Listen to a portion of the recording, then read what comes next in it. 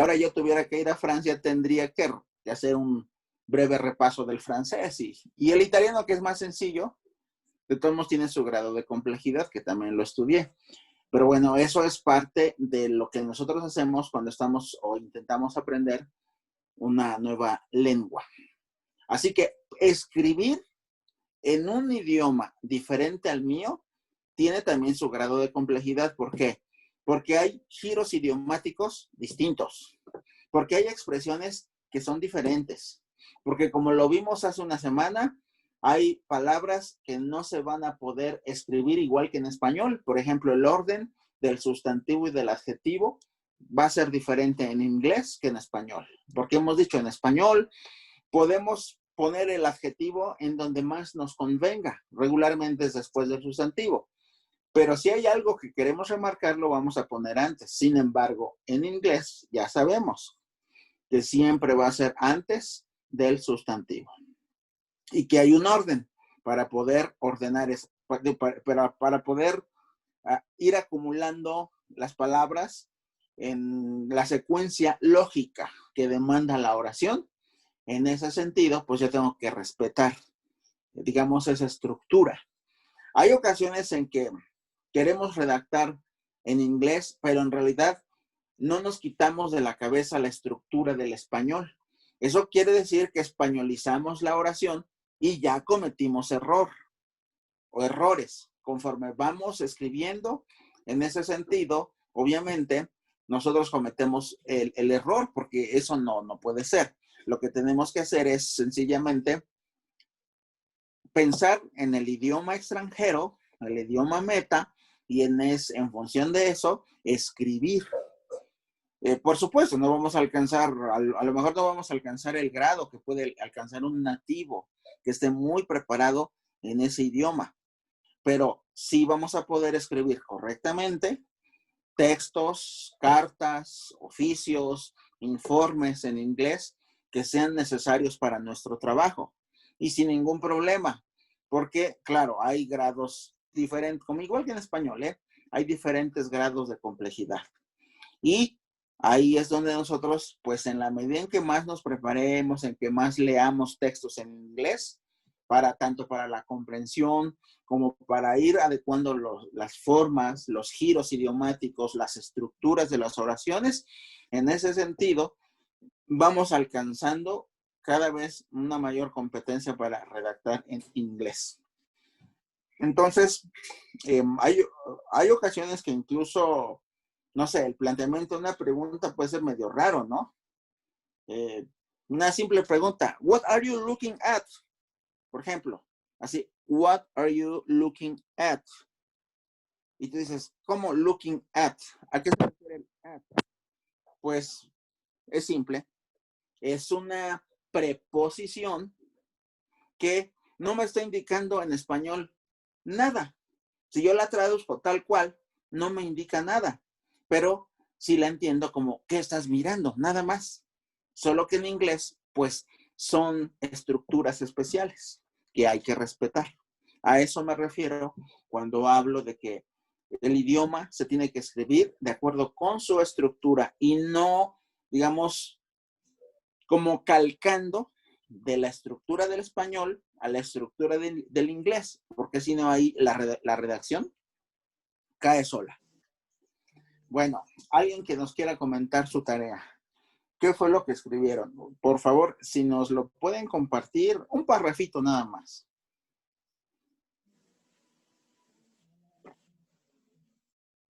Lina. Estoy buscando el escrito. You're very good.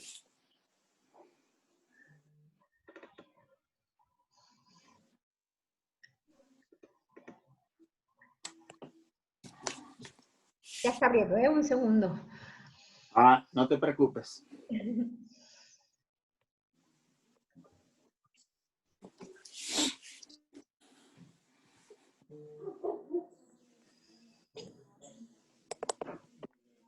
Lo que yo escribí es, last vacation I went to Ixtapa, a beautiful place with beautiful weather. The trip was peaceful and relaxing. So needed a break. I so needed a break. The food was delicious. I went there in January, which is a cold morning in Mexico City, but warm and nice in Zihuatanejo. Ese es el primer párrafo. Great. Suena bien. Tiene mucha lógica. Tiene sentido. ¿Y el segundo? Okay, I spent my days mostly resting and relaxing while watching the sunset. I love to stare at the beach and listen the sound of the waves coming and going. I also did some swimming, which my doctor highly recommended. I am really looking forward to going to the beach again soon. There are so many wonderful choices in Mexico. Y ahí termino. ¿Ya terminó? Ok. Thank you very much, Lina. Bueno, nos dice la idea muy clara. No creo, sinceramente no creo que te haya costado trabajo. ¿Cuál es tu opinión de tu escrito? ¿Sabes qué? Yo creo que me cuesta más trabajo escribir en español. Es que me he dedicado mucho a hacer traducciones en mi trabajo. Sí. Entonces, pues das de cuenta si me pasan un texto en español, lo tengo que traducir. Entonces me di cuenta que me cuesta menos trabajo hacerlo en inglés. Oye, está muy bien. Estás, bueno, si estás practicando constantemente esa habilidad, significa que has crecido mucho en la misma. Sí, es algo que me gusta. La verdad es que me gusta bastante. Muy bien. Muy, muy bien. Fue un buen texto. De todos modos, ese lo vas a subir o ya lo subiste, ¿no? Ya lo subí. Espero se haya subido bien. Bueno, perfectamente. Ok. ¿Alguien más? Le damos la bienvenida a Jessica. Hola, muchas gracias. Me recomendó la licenciada María, mi tía María Roldán. Sí. Me invitó a este curso y bueno, es la primera vez que entro. Entonces estoy viendo qué onda. Bienvenida, Jessica. Muchas gracias. Muchísimas gracias. Excelente. ¿Tú eres de Tlaxcala? Sí. ¿Estudias o a qué te dedicas? Sí, estoy estudiando el último semestre de la licenciatura en psicología. Ok. ¿Y es obligatoria la materia de inglés, creo que al final para titularse, algo así, ¿no? No, en mi carrera no, pero sí, ahorita estoy en clases de inglés, estoy los sábados. No, entre semana. Entre semana en Watt. Ok. Sí. Perfecto. Bienvenida, Jessica. Gracias. Estamos en la tercera sesión, pero de todos modos la ventaja es, como lo sabe todo el mundo, que todas las clases están ya grabadas en la plataforma que manejamos. Al final, la maestra Aurora les va a dar las instrucciones para que puedan acceder a la misma, y desde ahí lo que se haya uno perdido o el día que uno no puede estar en la clase, de todos modos sabes que no te la vas a perder porque la puedes consultar en la plataforma. De acuerdo, muchísimas gracias. Muy bien. Maestra Aurora, ¿tú hiciste algo de la clase, de la tarea? Sí, maestra, pero ya la subí también a la plataforma, si la puedes checar al ratito. Perfectamente. Porfa. Muy bien, muchas gracias. Sí. Bueno, nuestra sesión de hoy está precisamente en lo concerniente a formato de la redacción de diferentes textos en inglés. Diferentes textos, bueno, en ese sentido, de acuerdo con nuestra carta descriptiva, el objetivo es analizar y comparar textos comunes y básicos, desde periodísticos, académicos, científicos, literarios, que son los que regularmente con los que nosotros tenemos, digamos, un mayor acercamiento, una mayor familiaridad. En la siguiente presentación vamos a empezar con un texto de, digamos, una nota periodística. Me pareció interesante la nota porque además es muy reciente. Esto es algo que acaba de ocurrir.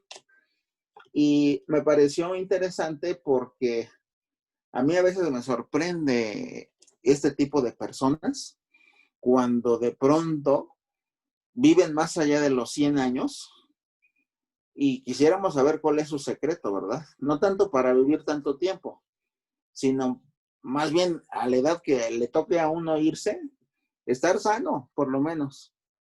Esa es la intención. Entonces, bueno, vamos a analizar el texto. Es un texto, tiene 3 diapositivas el texto, pero es muy sencillo. El texto está redactado en tono de noticia, porque es una noticia. Lo que vamos a hacer es que vamos a ir revisando texto por texto, porque son 4 diferentes, de diferentes temas. Y, por supuesto, el objetivo es que al final podamos compararlos, analizar. Vean ustedes qué vamos a analizar. Vamos a analizar en primer lugar el tipo de léxico que utiliza cada género. Vamos a analizar en sí el enfoque. Vamos a analizar el contexto. Y al último vamos a comparar diferencias y similitudes entre uno y otro, ¿verdad? En este caso, la historia es muy, muy simple. Es la historia de un hombre común, ¿eh? Freddie Blum. Freddie Blum es un sudafricano común. ¿Pero qué le hizo ganar fama? World's oldest man dies age 116 in South Africa. Noten ustedes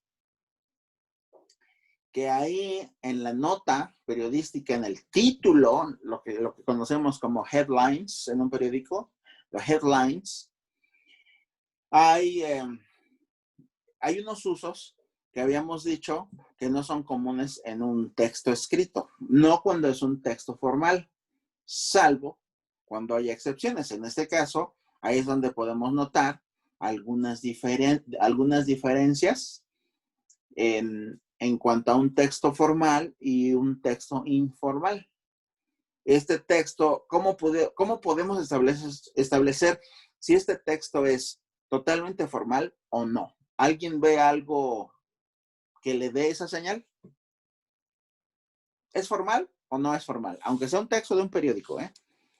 Es de BBC, London BBC, la nota.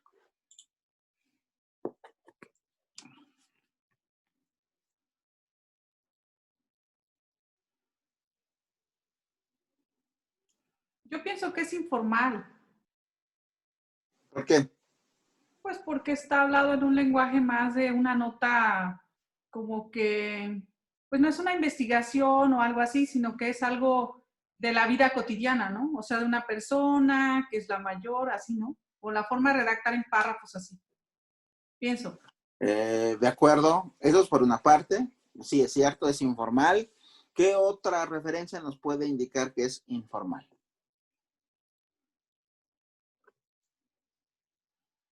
¿Se acuerdan que habíamos hablado de los apóstrofes?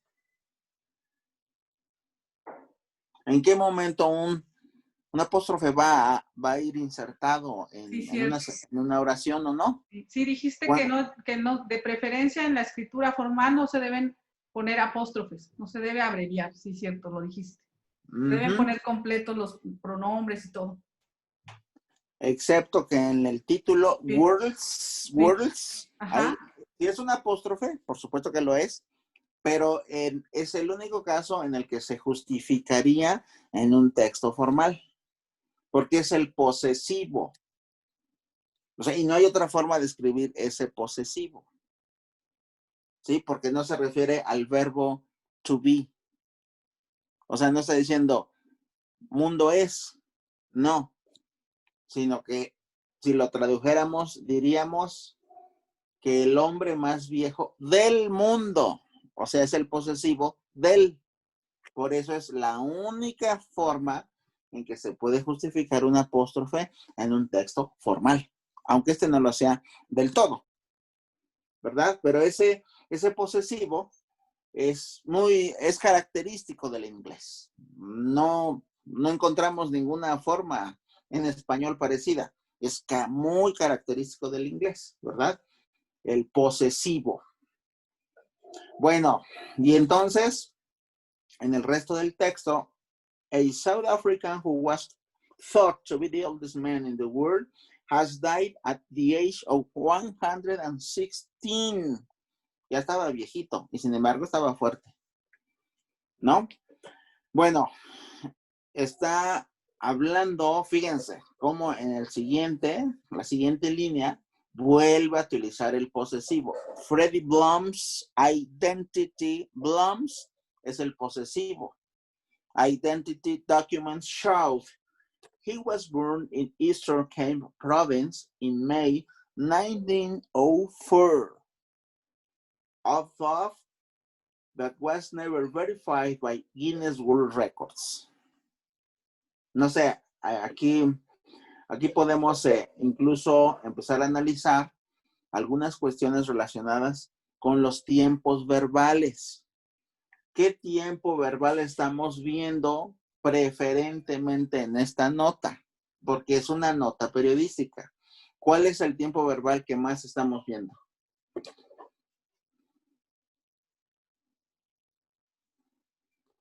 Si se refiere a algo que, aunque acaba de ocurrir ayer, ¿cuál es el tiempo más común?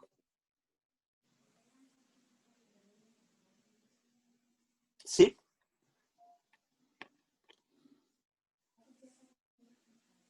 Ahí lo tienen. Los pueden incluir. ¿No? ¿Mande? Creo que está más en pasado. Sí. El tiempo verbal que más se utiliza es el pretérito y van a abundar en todas las notas, todo viene en pretérito. Porque es una nota periodística. Por supuesto, no había de otra. O sea, no hay otra forma de narrar. No se puede narrar en presente, menos en futuro. Tiene que estar en pretérito. Y prácticamente, si ahí podemos ir checando, está who was thought was. Es uno, has died, shout, was burned, was never verified, he was teenager, was wiped out, he went on to survive, aunque went on es un verbo fraseal, ¿verdad? No quiere decir fue en o fue sobre, no quiere decir eso. Los verbos fraseales los vamos a ir, phrasal verbs, se llaman en inglés, phrasal verbs, los vamos a ir viendo porque son verbos compuestos, pero que te dan un significado que no es exactamente el del verbo raíz, como went on. Cuando hemos escuchado que alguien está hablando y el otro se detiene y el otro le contesta, go on, please, go on. O sea, continúa. Go on. Son phrasal verbs. Entonces, went on es un phrasal verb. Told, Mr. Blum told the BBC, there was no special secret. Esta en la siguiente sí hay presente, pero porque es un recordatorio están parafraseando un pensamiento del Señor, del difunto. Es algo que él dijo en tiempo presente y ahí sí lo está diciendo tal cual. There is only one thing. It's the man above God. He's got all the power. I have nothing. I can drop over anytime, but he holds me, he said. O sea, parafrasearon al Señor. Y luego, ya el último, Mr. Blum spent most of his life as a laborer. First on a farm and then in the construction industry. And only retired when he was in his 80s. Así que esa es otra característica. ¿Algo más que puedan observar en el texto?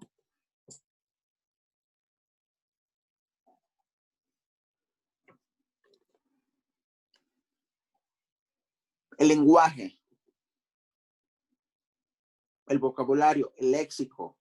¿Cuál sienten que es el nivel del léxico? ¿Es muy elevado? ¿Mediano? ¿Bajo? ¿Básico? Pues básico, yo siento, ¿no? Básico. Sí, no es elevado. No. Hay cosas que a lo mejor, pues no sé, pudieran servirnos como incluso referencias, ¿no? Por ejemplo, cuando escuchamos Guinness World Records, ya sabemos a qué se refiere, aunque esté en inglés, ¿verdad? El récord Guinness y cosas así, pero en general es un texto de mediano para abajo en cuanto al nivel de complejidad. No es un texto, no es un texto complejo, en realidad. A lo mejor en el periodismo un texto X puede volverse complejo en la medida que cambiamos de género, ¿verdad? Si vemos que, por ejemplo, alguien escribe quizá un artículo de fondo especializado, entonces ahí sí ya el grado de complejidad se eleva. Pero cuando es una simple nota, como la acabamos de ver aquí, pues no tanto. Podemos pasar a la siguiente. Ahí tienen al señor Freddy Blum en la siguiente. Ahí está el señor. Ahí se veía de 116 años, ¿eh? Entonces, bueno, creo que ahí tenía menos en esa foto, ¿verdad? Por cuando le expidieron su documento. Muy bien. En la parte 2, la que sigue, en la parte 2 está el complemento del texto, ¿verdad? Vean ustedes, esto me sorprendió a mí en lo personal, porque el señor dice, although he gave up drinking, o sea que bebía, many years ago, he was a regular smoker. Gave up es otro phrasal verb. Yo creo que vamos a dar una sesión específica en la siguiente de puros phrasal verbs, para que estos phrasal verbs no nos confundan, porque sí pueden generar confusión. ¿Tú conoces el tema de phrasal verbs, Lina? Sí, los conozco. Perfectamente. ¿Aurora? No, pues tengo que repasarlos todos, tengo que repasar. Sí. ¿Jessica? Sí los conozco, pero sí es algo que se me dificulta un poco. Me confunde. Efectivamente, genera confusión. Porque, por ejemplo, ¿cómo entendemos gave up o give up? Alguien te dice, tú estás cansadísima y debes terminar una tarea, pero ya te mueres de sueño y entonces llega tu mamá y dice, please, don't give up. ¿Qué te dice?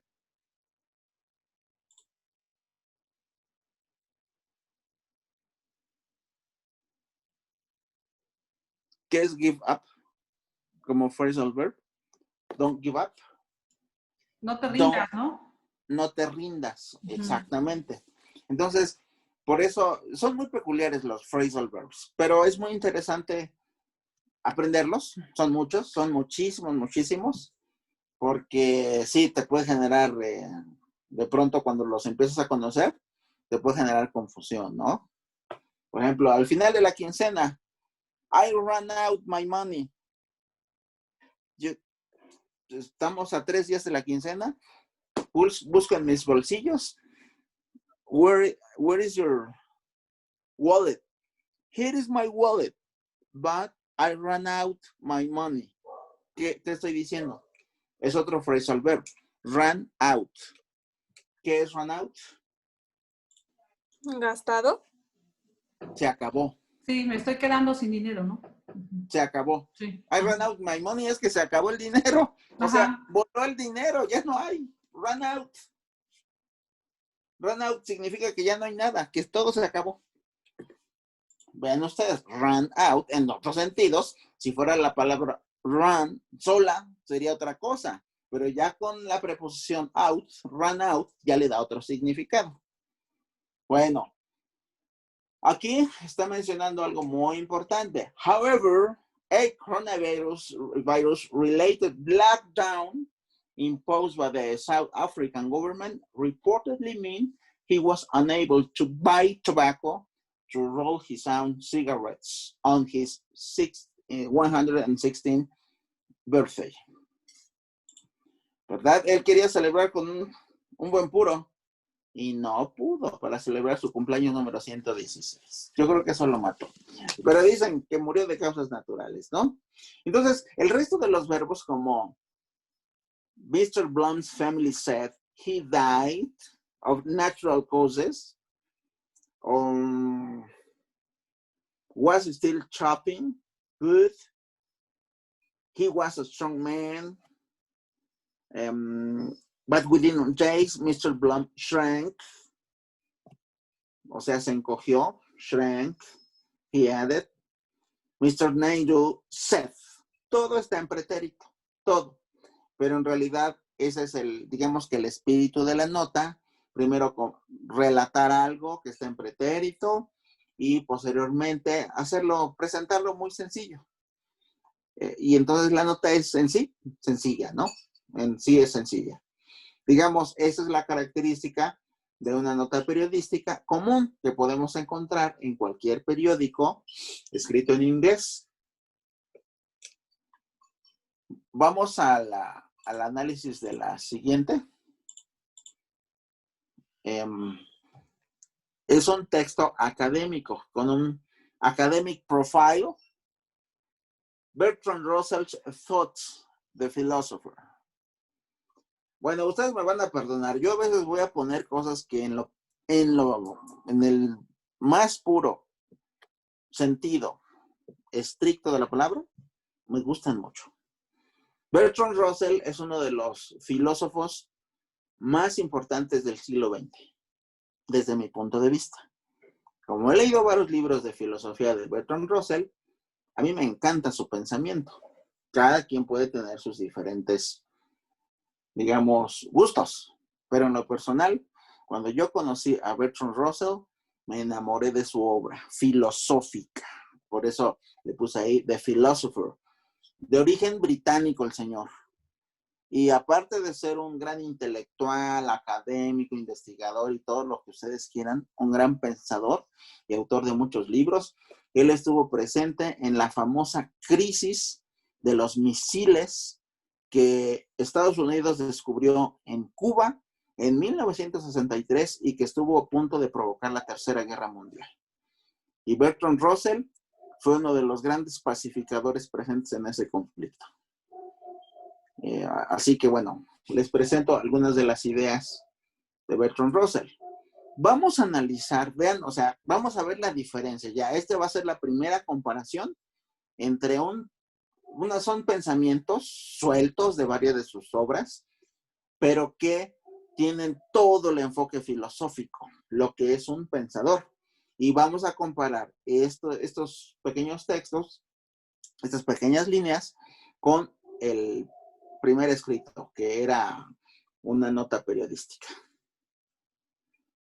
Bueno, vamos a ver. Vamos con el primero. The fundamental cause of the trouble is that in the modern world, the stupid are cocksure, while the intelligent are full of doubt. ¿Tenemos claras esas dos primeras líneas?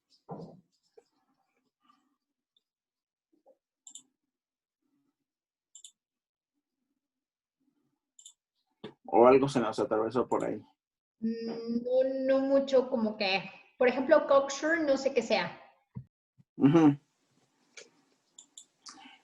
Cocksure es una persona, digamos, engreída, intelectualmente hablando, creída.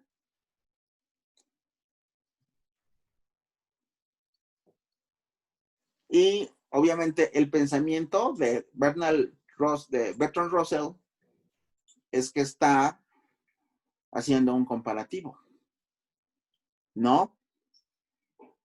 Pero ¿hay alguna diferencia entre este vocabulario, entre este nivel léxico y el de la primera nota? ¿Se nota en las primeras dos líneas? Sí, este es como más, más formal que el otro, ¿no? Para empezar, es más formal. Primer punto. Y maneja un lenguaje más complicado, más académico. Académico. Sí. Es correcto. Más profesional, de ese nivel. Está más elevado. Sí, el uso de las comas también y todo está como que más ordenado, ¿no? Sí. Sí. Y en lo profundo, no podemos olvidar que es un filósofo, porque está haciendo un planteamiento al estilo de un filósofo, ¿verdad?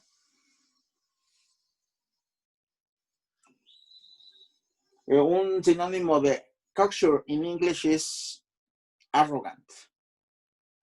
Ese es un cognado. Entonces, prácticamente rápido le pescamos, ¿no? ¿Qué es cocksure? Sí, de hecho ahora que me dices el significado, como que ya entiendo un poquito más qué está diciendo. Exactamente. Así es. Vean ustedes cómo hay palabras que pueden ser claves para entender un todo. Si en esta oración no sabemos qué es cocksure, pues entonces como que nos quedamos a medias, ¿no? Eso fue a propósito, ¿verdad? Estuvo muy bien. Bueno, ya con eso, entonces, ahora sí, es una paradoja, ¿eh? O sea, paradox. Está hablando de lo que pasa en el mundo. Las principales causas de los problemas, ¿no? Es que el AI stupid no es un cognado real, sino que stupid es un cognado falso. ¿Por qué? Porque no es estúpido. En la traducción al español, stupid no es estúpido. ¿Qué es? Es como lo opuesto a inteligente, ¿no? No, stupid es tonto. Se va a cerrar la sesión. En este momento vamos a regresar en 3 minutos. Se cierra ahorita y ahorita nos manda la maestra Aurora la nueva clave de la segunda sesión para continuar en la segunda hora. Siento que se fue muy rápido, ¿no? Rapidísimo. Sí, entonces esperamos la clave para volver a conectarnos. Muchas gracias. Correcto, muchas gracias. Disculpe, ¿dónde la van a mandar? Te la mando por medio de tu tía María. Ok, sí, por favor. Sí, por favor, a las 7 nos conectamos, vayan por su cafecito y pero acuérdense que esto se va a resolver ya la próxima semana, de modo tal que ya no se nos corten las sesiones. Ya la próxima semana empezamos a mandar correos institucionales y todo ya para que quede todavía más formal nuestras sesiones, ¿ok? Y todas se están grabando para poderlas repetir las clases más tarde o mañana o cuando estemos haciendo la tarea, podemos ir checando dudas y demás que vengan. Y recordemos que también el maestro tiene asesorías personalizadas en caso de dudas. Tienen derecho a una asesoría, a una mentoría por semana, en caso de requerirla, y si no, la pueden usar más adelante cuando la requieran, ¿ok? Entonces, ahorita nos desconectamos, pero enseguidita les estoy mandando ya la clave de la segunda parte, ¿sí? Por favor. Bienvenida, maestra Carmen. Está ahí bien calladita la maestra Carmen. Sí, pero estaba muy atenta también. Bueno. Hola, buenas tardes. Aquí Hola, estamos. Nos conectamos enseguida. Gracias. Hola. Gracias. Hola, hola.